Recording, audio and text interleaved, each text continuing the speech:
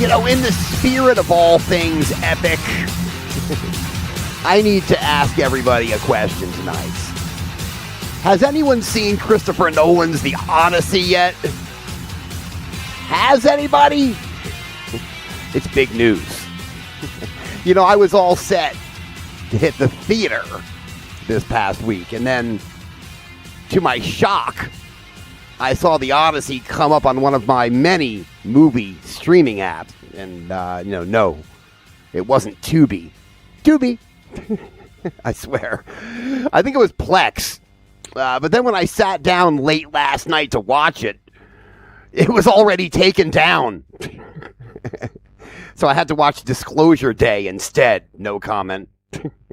But I see and I read that The Odyssey, starring Matt Damon and Zendaya and many others, has gotten some mixed reviews over its first 2 weeks in the theaters. But I'm holding out hope because, I've got a friend of a friend who is in the Writers Guild, and she says that it's friggin' fantastic. So I, the heavy metal wizard, will beyond the shadow of a doubt be spending 3 hours of my near future life watching The Odyssey, one way or another. Anyway, welcome everybody to the third installment of what is known, not the Metal Motel 6, no. It's How Epic Is That Metal. Yeah, it's the newest stream here on the Gotcha Metal channel, where we do some really cool shit. We will play in their entirety and discuss, and of course, my favorite thing, we'll rank some epic metal gems worthy of our time and attention tonight. Yes. And if you're not familiar with the old wizard ranking system, well, let's pull that up right now. Got that page ready. It may look like an ordinary black pyramid, but it's not, because inside this pyramid are not some Egyptian tombs, but are 5 levels. Yes. The F level, of course, is, nice try, but not epic at all. Kind of like an epic fail. The D level, it's a passing grade, because I'm really tough. But, nothing really that special. As we move to the C level, that's special. That's the Lord of the Epics. The B level, very, very, very special. It's the Chicxulub Extinction level epic. And, of course, the A level, which we have not found yet. But if it's out there, well, the wizard's going to find it. That's, of course, the Holy Grail of Epics. So without any further ado, we shall get to our first selection tonight. And I think we're going to get to 4. I'm hoping to get to 4. These are long songs. That's part of being epic. That's one of the things we graded on, by the way. Is length, as well as song title and subject matter, and just what's in our heart. You know what I'm saying? But this first band that we're going to get to tonight on How Epic Is That Metal, it's a band that has many, many wicked songs, but believe it or not, they've only got one song which times in at least close to 8 minutes, which is how I define what could be epic. Only one in their whole catalog. I mean, I deep dove into all 7 of this band's albums, and there's only one song, and we're going to get to it right now. I think you might know who it is. You might not. So without any further ado, let's get to our first selection tonight on How Epic Is That Metal.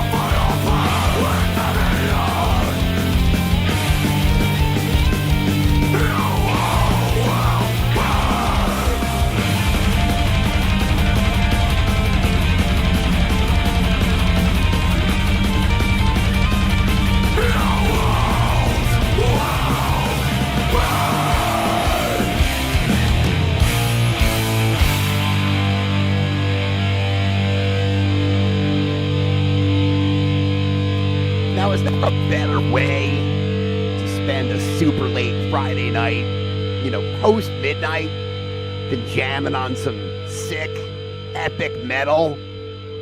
And by the way, if you're so inclined to check out the inaugural stream of How Epic Is That Metal, well, you'll have to go to the what's called the video page on the Gotcha Metal channel. If you're looking for it. Most of the other stuff is on the live page, as you probably know. But anyway, I'm the Heavy Metal Wizard, and we're live in SoCal at the Gotcha Metal Studios tonight on the Gotcha Metal channel. And we shall rank some epic metal tonight. And our first track was Shadows Fall, a band out of Springfield, Massachusetts, from their finest and third album called The Art of Balance. And that's a really good one. Now, they only have one song that exceeds 6 minutes, and that's it. An 8-minute track called The Fire in Babylon, and I give that a C level. That's really good. That's Lord of the Epics. I really like that album, and that happens to be my favorite song on The Art of Balance. Shadows Fall is a band that had an interesting beginning, as they had a different singer on their debut album, and they hired Brian Fair for their second album throughout their career, and then Jason Bittner on drums for that album. It was his first album on drums for Shadows Fall. And that album, The Art of Balance, even though it was on an independent label, managed to sell over 100,000 units when it came out. I was just checking out some of their stats. And then they released The War Within and Threads of Life, and the rest is history. Shadows Fall, great career of almost 25 years, right? Great band out of New England. And we shall rank them C level on the Wizard's pyramid of epic metal. All right, our second track tonight is from a band not from the United States. Here's a band that I saw live in concert back in the early 2000s when they were a Black Sabbath tribute band. I kid you not. The band, I've played them before, and they're called Molino, and they are fantastic. They're a band out of Mexico, out of Monterrey, Mexico. It's about 2 hours south of San Antonio. And my band at the time happened to be playing a show down there. And I saw this band who opened the night, and they were just grooving. They were heavy, and they were doing mostly Black Sabbath songs. And I actually went up to the guys and had a chat with them after the gig. And we were talking about their notoriety as a Black Sabbath tribute band. And they said, well, we are writing some material to release, some original material. And I wished them luck, and onward and upward we all went. And Molino, since then, has released 4 albums, and they are fantastic, by the way. And this epic track is the final song on Molino's second album called Universe Evil. And I'm assuming it's a song about the vampire life. It's called Blood World. And you got it here on How Epic Is That Metal.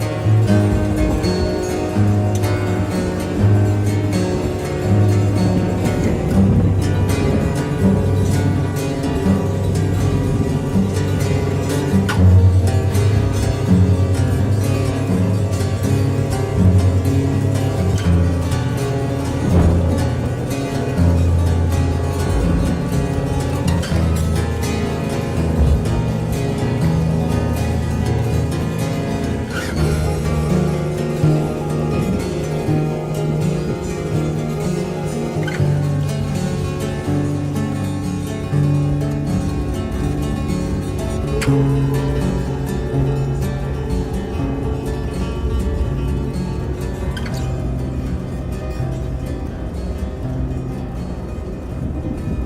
epic is that metal? We're live in SoCal. I am the heavy metal wizard, and I've got to tell you, that's about as close to an A-level Holy Grail epic as I've heard thus far. 10 minutes of Blood World from Molino out of Monterrey, Mexico. I'm going to give it a B, though, because I think that acoustic outro goes on just a tad too long. I mean, just a minute too long. So we're going to pop Molino on the B level, which of course is Chicxulub epic. Chicxulub extinction level epic. I dig that. You know, that's a great album. If you want to check out something that's a little bit more underground, check out Molino's second album called Universe Evil. Dirty Black Suit, Killing Sunshine, my favorite track. Astral Bacchanalia. And of course that one right there, Blood World. Good shit from Molino. Any song about vampires, just by default, should be an epic, right? All right, let's move on to yet another. This one's a little more famous. It's Kyuss. On How Epic Is That Metal?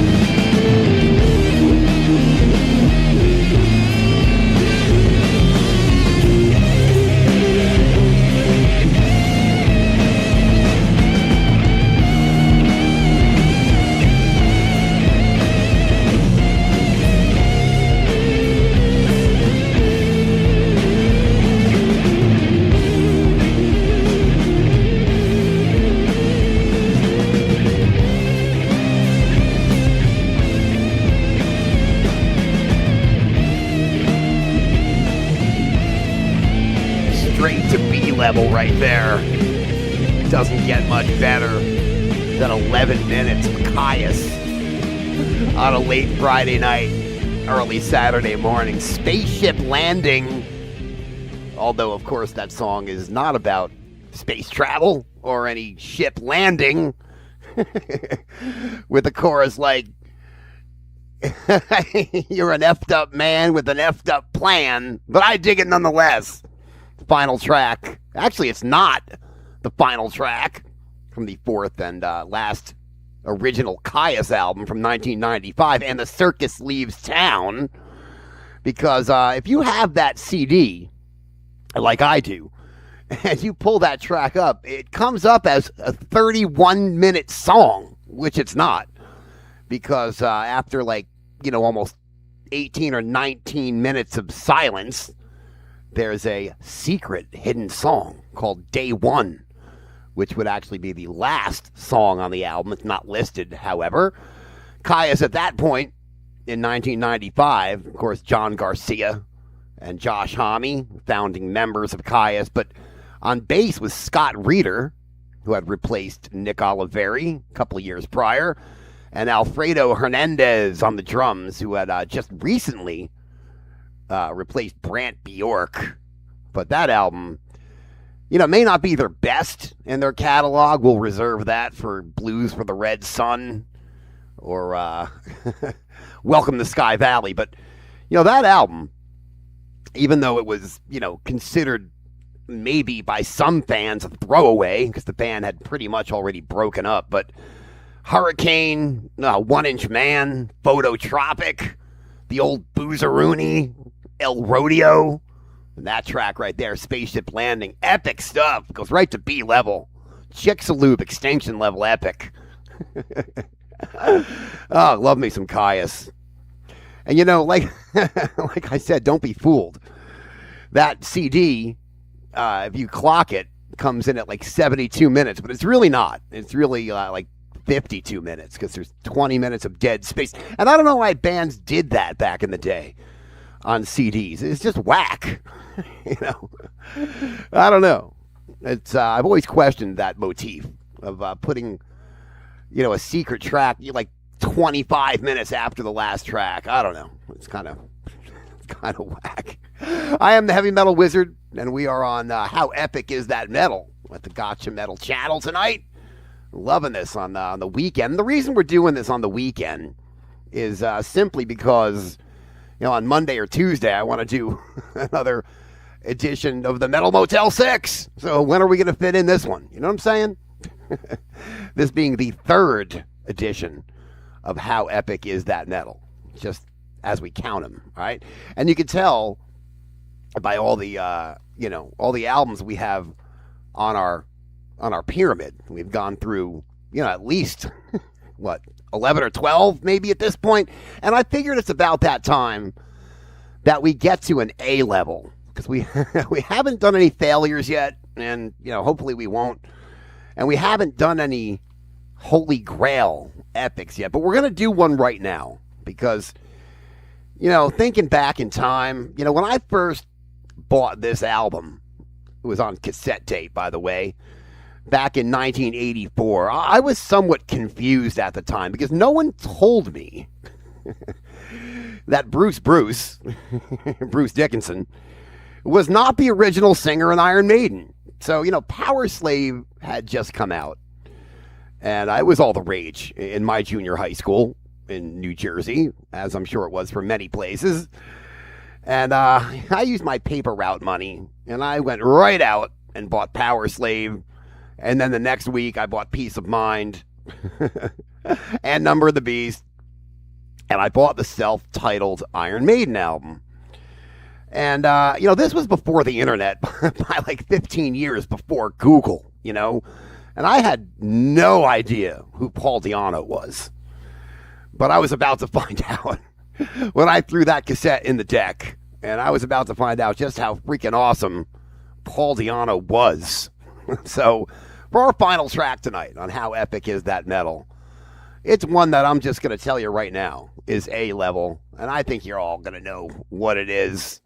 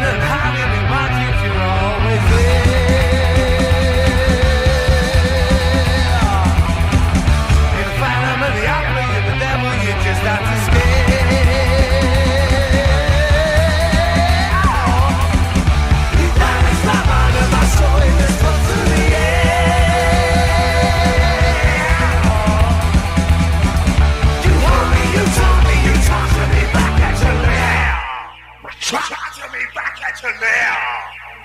Charge me back at you now. Charge me back at you now. Charge me back at you now. And because it doesn't get any more classic than that, that's our first Holy Grail level epic on the show called How Epic Is That Metal, live in SoCal at the Gotcha Metal Studios. And I am the Heavy Metal Wizard. You make no bones about it. And I love the weekend skeleton crew out there who's listening live at 2 o'clock in the morning on a Friday night, Saturday morning, digging it, man. And you know, for a while, you know, that Iron Maiden album as a kid ended up being my favorite Iron Maiden album. That was until Somewhere in Time came out. I think it was like early 87, something like that. I know I had gotten into high school, and that one took over. But boy, talk about a great way to end How Epic Is That Metal tonight. Got to end your stream with something great, right? And that takes the cake right there, ladies and gentlemen. I want to thank my skeleton crew. The weekend crew did me right tonight. Got to thank Paul Wisteria and Cosmic Charlene Minter and Mikey Marauder and Axel.